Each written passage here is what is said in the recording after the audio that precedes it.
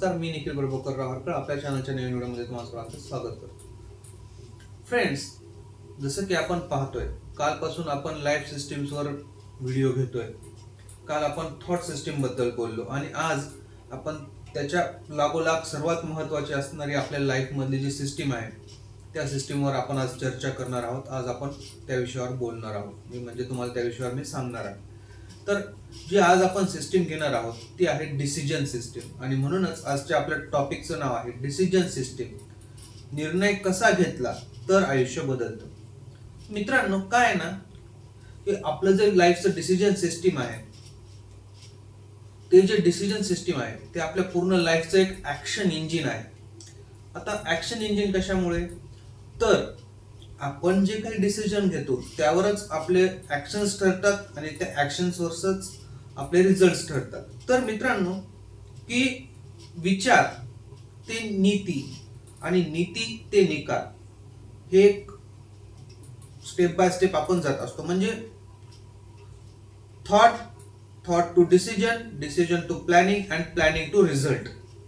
Simple सोपं मी तुम्हाला सांगतोय. तर या साखळीमध्ये सगळ्यात महत्वाची काय गोष्ट आहे ना मित्रांनो, तर ती सगळ्यात महत्वाची गोष्ट आहे की आपण घेतलेला डिसिजन. आपण डिसिजन कधी घेतो, कसा घेतो आणि का घेतो हे जेव्हा आपण समजून घेतो, हे जेव्हा आपण प्रॉपर वर्क करतो त्यावेळेस मग प्रॉपर डिसिजनही होतात आणि प्रॉपर रिझल्ट्सही येतात. तर मित्रांनो, काय ना की जर आपला निर्णय योग्य नसेल तर आपण कितीही विचार केले आणि कितीही प्लॅनिंग केली, कितीही आपण हार्डवर्क केलं, पण जर डिसिजनच बरोबर नसेल तर रिझल्टच बरोबर येणार नाही मित्रांनो. आणि म्हणूनच डिसिजन सिस्टीम ही आपल्या थॉट सिस्टीमच्या लागोलाग सगळ्यात महत्वाची सिस्टीम आहे असं मला वाटतं. तर मित्रांनो, काय आहे ना, अशा आपण बऱ्याचदा करतो की आपण प्रॉपर डिसिजन घेत नाही. आणि हे का होतं, कारण आपण डिसिजन सिस्टीमला समजून घेतलेलं नसतं. तर पहिले मित्रांनो आपण हे पाहू की डिसिजन सिस्टीम म्हणजे नेमकं काय.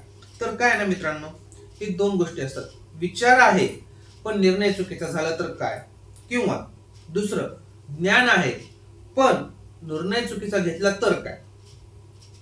दोन वेगवेगळ्या गोष्टी. म्हणजे thought is there but wrong decision and knowledge is there but wrong decision.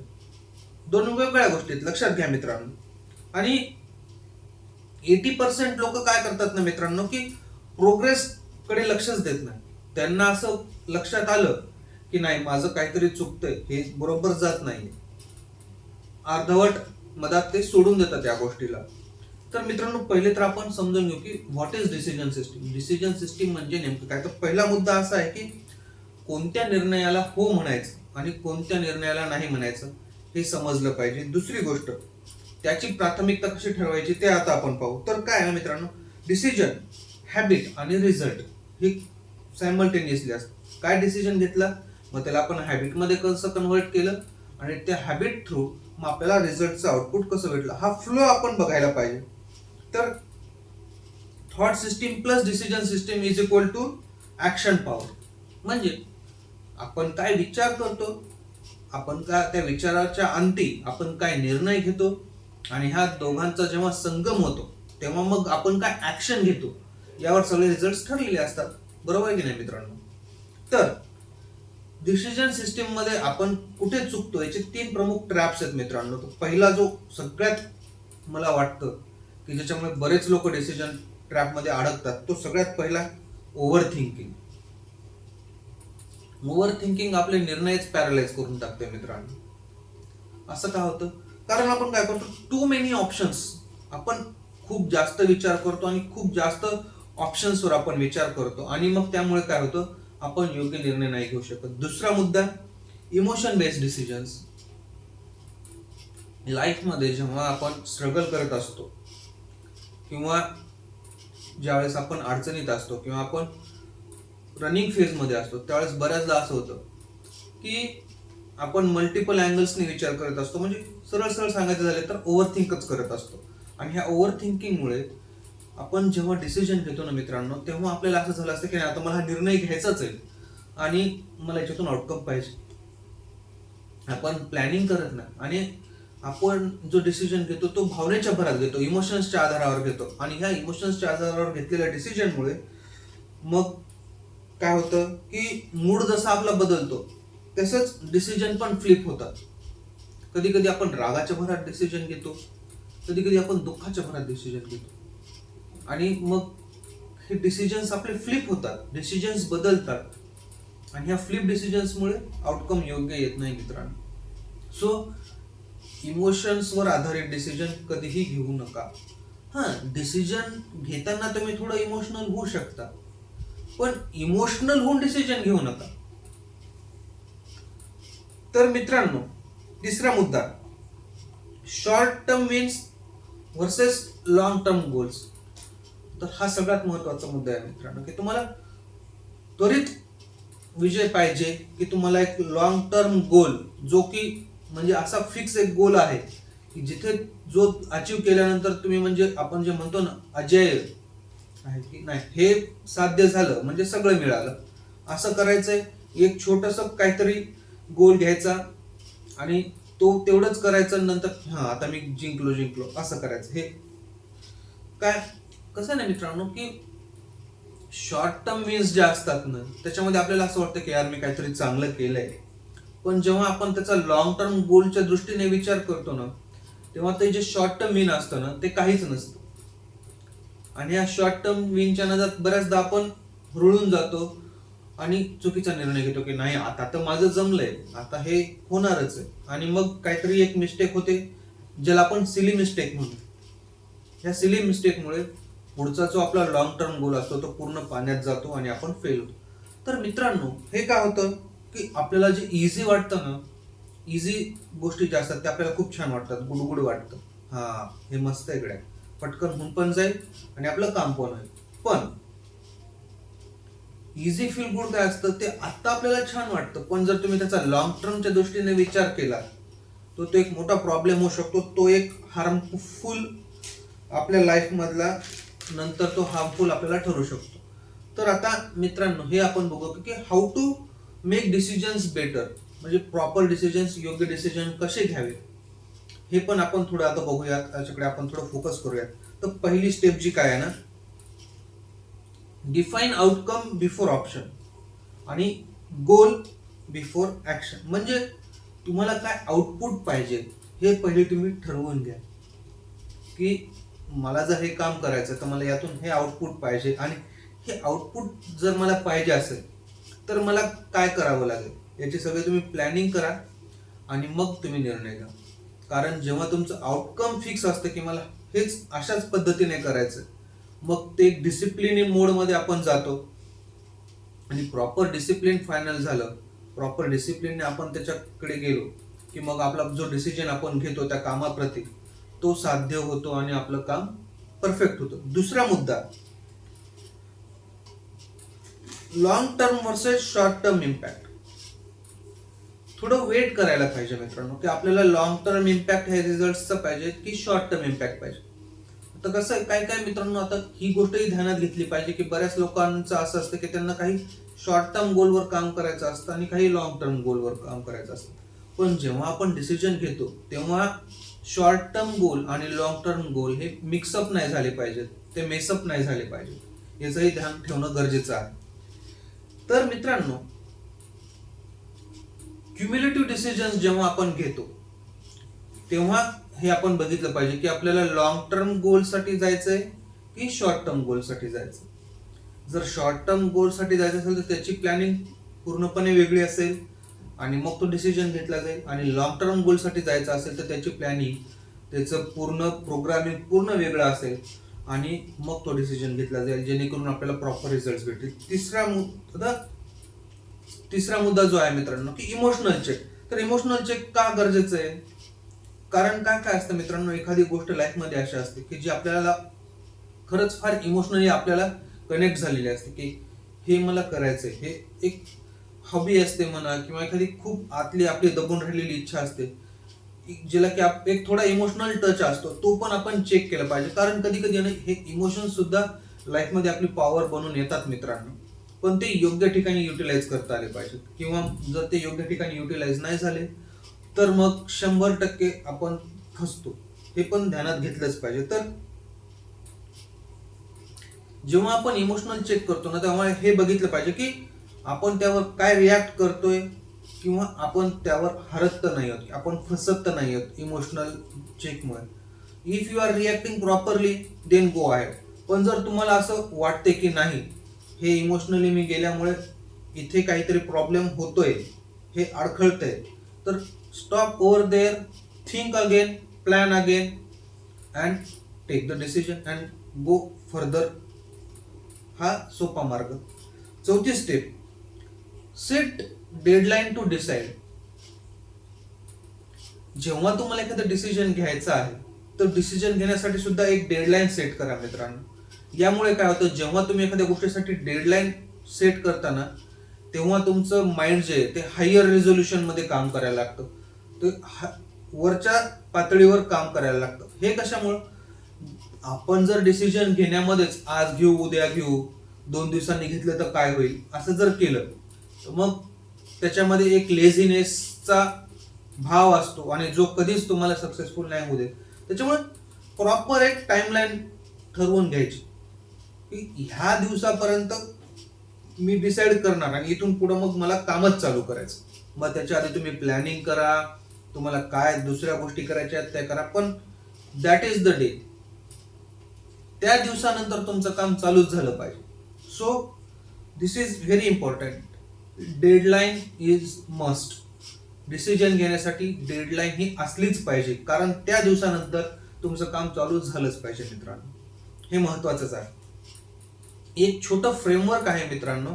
हे फ्रेमवर्क काय आहे ते मी तुम्हाला सांगतो. DECID, decide. तर हे डिसाइड फ्रेमवर्क काय आहे ना, हे मी तुम्हाला थोडक्यात एक्सप्लेन करतो की डी म्हणजे डिफाईन गोल, ई म्हणजे इव्हॅल्युएट ऑप्शन, सी म्हणजे चेक इमोशन्स, आय म्हणजे आयडेंटिफाय इम्पॅक्ट, परत जे डी आहे त्याच्यामध्ये काय तर डिसाइड विथ डेडलाईन, आणि ई म्हणजे एक्झिक्यूट प्लस स्मॉल टेस्ट. तर आता एक एक गोष्ट मी तुम्हाला सांगतो. डिफाईन गोल. डिफाईन गोल म्हणजे काय, आपल्याला जो डिसिजन घ्यायचा आहे त्याचा जो अल्टिमेट गोल आहे, का आपण हा डिसिजन घेतोय, तो गोल सेट करणं. पहिली गोष्ट, सगळ्यात पहिला मुद्दा डिफाईन गोल. एकदा गोल सेट झाला की मग दुसरा मुद्दा इव्हॅल्युएट ऑप्शन्स. त्या गोल पर्यंत जाण्यासाठी काय मल्टिपल ऑप्शन्स आपल्याकडे आहेत, म्हणजे प्रॉपर प्लॅनिंग करणं की कशा कशा पद्धतीने आपण तो गोल अचीव करायचा आहे. हे झालं इव्हॅल्युएट ऑप्शन. म्हणजे त्याच्यावर प्रॉपरली अनालिसिस करणं, त्याच्यासाठी काय पॉझिटिव्ह आहे काय निगेटिव्ह आहे हे बघणं, आणि मग त्या दृष्टीने वर्कआउट करून एक प्रॉपर प्लॅन तयार करणं, हे दुसऱ्या मुद्द्यामध्ये येतं, ज्याच्यामध्ये आपण त्याला म्हणू शकतो की इव्हॅल्युएट ऑप्शन्स. तिसरा मुद्दा जो आहे आपला की चेक इमोशन्स.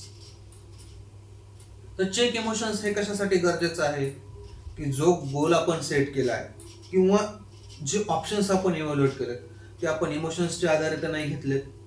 ठीक आहे, आपल्या निर्णयाला इमोशनल कनेक्ट असतो हे मान्यच आहे, पण जर प्लॅनिंगच तुम्ही इमोशनल होऊन करत असाल, सो हे थोडं मग तुमचं काम बिचकू शकतं. प्लॅनिंग ही प्रॉपरच झाली पाहिजे, तर ते इमोशनल कनेक्ट नाही आला पाहिजे. तुमच्या डिसिजनला, तुमच्या कामाला तुम्ही इमोशनली करा, त्याच्यात डिव्होशन टाका, पण प्लॅनिंग इमोशनली करू नका. तिथे मग आपण आपली फसगत 100% होते मित्रांनो. तर हे झालं चेक इमोशन्स. नंतर आपला जो मुद्दा आहे आय, आयडेंटिफाय इम्पॅक्ट.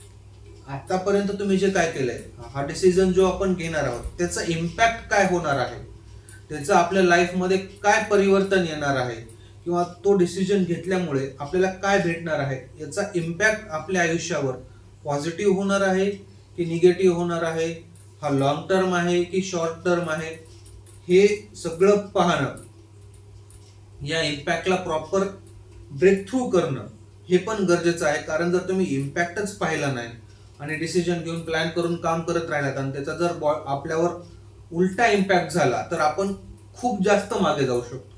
म्हणजे एकदम आपल्याला बॅकस्ट्रोक बसतो आणि मग आपण कम्प्लीट बॅकफूटवर जातो. त्याच्यामुळे हा इम्पॅक्ट अनालाइज करणं ही महत्वाचं आहे. पुढचा मुद्दा काय, डिसाइड विथ डेडलाईन. जसं मी तुम्हाला सांगितलं की आता हे सगळ्याचं प्लॅनिंग झालं की जो निर्णय घ्यायचा त्याची एक डेडलाईन ठेवायची आणि जो गोल अचीव करायचा की आजपासून काम चालू केलं, मला 6 महिन्यात 1 वर्षात हे अचीव करायचं आहे, आणि मग तो प्लॅन आपला पुढे पुढे जातो. सो डिसाइड विथ डेडलाईन, हे मी आधी एक्सप्लेन केलं होतं, तेच परत आहे डिसाइड विथ डेडलाईन. आणि ई, एक्झिक्यूट प्लस स्मॉल टेस्ट. तर एक्झिक्यूट प्लस स्मॉल टेस्ट म्हणजे काय? आता आपण हे सगळं प्लॅनिंग केलं, ते एक्झिक्यूट करणं, आणि आपण जेव्हा एक्झिक्यूट करतोय तर त्याच्यामध्ये थोडं चेकही करायचं, टेस्ट करायचं स्वतःला की okay, am I going right or I have to change. मला काही याच्यामध्ये बदल करायचे आहेत का, काही ऍडिशन्स करायचे आहेत का, हे टेस्ट करणंही गरजेचं आहे. कारण लाईफमध्ये कधी कधी अशाही सिच्युएशन्स येतात की आपल्याला थोडं होल्डवरही जावं लागू शकतं, किंवा काही दुसऱ्या गोष्टींचे इम्पॅक्ट आपल्यावर झाल्यामुळे आपल्याला आपला प्लॅन चेंज करून थोडा वेगळा प्लॅन घेऊन पुढे जावं लागतं. सो यासाठी ही तयारी असली पाहिजे. त्याच्यामुळे हे जे स्मॉल टेस्ट आहे ते महत्वाचं आहे. तर मित्रांनो, एक छोटंसं मी रिअल लाईफ एक्झाम्पल तुम्हाला देतो की 2 गोष्टी आहेत.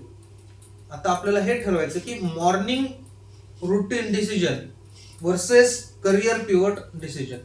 म्हणजे तुम्हाला डिसिजन तुमच्या कशा संदर्भात तुम्ही घेता हेही तुम्हाला कळायला पाहिजे की तुमचं डेली लाईफ बद्दल, तुमचं जे रुटीन आहे त्याबद्दल तुम्ही डिसिजन घेताय, की तुम्ही करिअर ओरिएंटेड डिसिजन घेताय, तुमच्या करिअरला घेऊन, तुमच्या लाईफ गोल्सला घेऊन तुम्ही डिसिजन घेताय. हे वेगळं वेगळं असतं. जर तुम्ही रुटीन संदर्भात डिसिजन घेत असाल तर त्याचा इम्पॅक्ट तुमच्या लाईफवर वेगळा होतो, आणि जर तुम्ही करिअर संदर्भात, म्हणजे तुमचं आयुष्यच तुमच्या करिअरवर बेस असतं, प्रत्येक माणसाचंच आयुष्य त्याच्या करिअरवर बेस असतं, करिअर संदर्भात निर्णय घेत असाल तर मग तो पूर्ण वेगळा प्लॅन होतो, पूर्ण वेगळं डिसिजन मेकिंग होतं, पूर्ण वेगळी प्लॅनिंग होते, आणि मग त्या पद्धतीने आपण पुढे जातो. सो हे वेगळं वेगळं ठेवणंही कसं ठेवायचं हेही लक्षात आलं पाहिजे. Decision should be on the basis of what you are taking the decision. Is it career oriented or it is life routine oriented. So हे समजून घेणं गरजेचं आहे. पहिले तर हे समजून घेतलं पाहिजे की सोपं काय आहे आणि महत्वाचं काय, या दोघांमध्ये महत्वाचं काय. तर मित्रांनो, सोपं काय आहे की आपले जे लाईफ ओरिएंटेड डिसिजन्स आहेत, म्हणजे रुटीन बेस्ड डिसिजन्स आहेत, मला व्यायाम करायचा आहे, मला फिट राहायचंय, मला काहीतरी हॉबी हे करायची, हे तुमचे लाईफ रुटीन रिलेटेड डिसिजन झालेत, हे इझी आहेत. आणि इम्पॉर्टंट काय आहेत, जे तुमच्या करिअर ओरिएंटेड डिसिजन्स आहेत, जे की तुमच्या लाईफवर मोठा इम्पॅक्ट टाकणार आहेत. तुम्ही जर रॉंग करिअर निवडलं, त्या संदर्भात तुमचा निर्णय रॉंग झाला, तर तुमची पूर्ण लाईफ कोलॅप्स होऊ शकते. बरोबर आहे की नाही मित्रांनो? तर हे पाहणं फार गरजेचं आहे. सो करिअर ओरिएंटेड डिसिजन्स महत्वाचे असतात, हे समजून घेणंही तेवढंच गरजेचं आहे. आणि विच बिल्ड्स हॅबिट, तर याची हॅबिट कशी तयार करायची, की म्हणजे आता आपण जो रुटीन करतोय किंवा आपण जो करिअर बेस्ड डिसिजन घेतोय तो आपल्याला हॅबिच्युअल आहे का, किंवा त्याची आपल्याला हॅबिट कशी करायची, या संदर्भातही विचार करणं फार गरजेचं आहे. कारण एकदा त्या गोष्टीची आपल्याला सवय लागली की मग ती आयुष्यभर सुटत नाही, हे तर सगळ्यांनाच माहिती आहे मित्रांनो. तर एक थोडीशी कंपॅरिझन क्लिप आपण स्वतःचीच तयार करायची, की हा हे की हे, थोडं कम्पेअर करायचं, थोडं अनालाइज करायचं, थोडं पाहायचं की याचा काय इम्पॅक्ट होतोय आणि ह्या करिअर ओरिएंटेडचा काय इम्पॅक्ट होतो, आणि मग डिसिजन्स घ्यायचे. मित्रांनो, 2 गोष्टीवर तुम्ही एकत्र काम करू शकता. तुम्ही लाईफ ओरिएंटेड डिसिजन्सवरही काम करू शकता, करिअर ओरिएंटेड रुटीन ओरिएंटेड डिसिजनवरही काम करू शकता, आणि करिअर ओरिएंटेड डिसिजन्सवरही काम करू शकता. पण ते मिक्स न होऊ देता तुम्हाला हे काम करावं लागतील, तर मग त्यातून प्रॉपर आउटकम आपल्याला भेटतो. मित्रांनो, कसं आहे ना, निर्णय थोडा जरी बदलला तर आपल्या आयुष्याची पूर्ण दिशा बदलते. एक चुकीचा डिसिजन, पूर्ण लाईफ फेल्युअर. एक बरोबर डिसिजन आणि you are on the top. हे आपल्याला समजून घेतलं पाहिजे.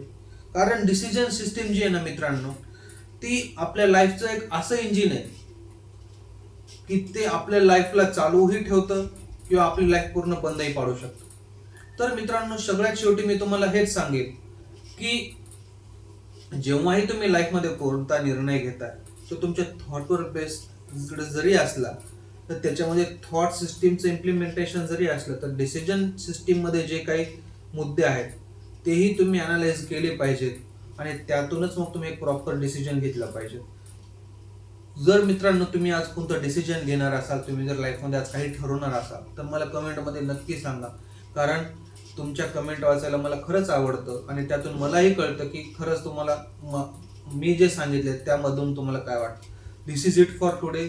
दिस is Nikhil Harkal talks, real life real research. Thank you मित्रांनो.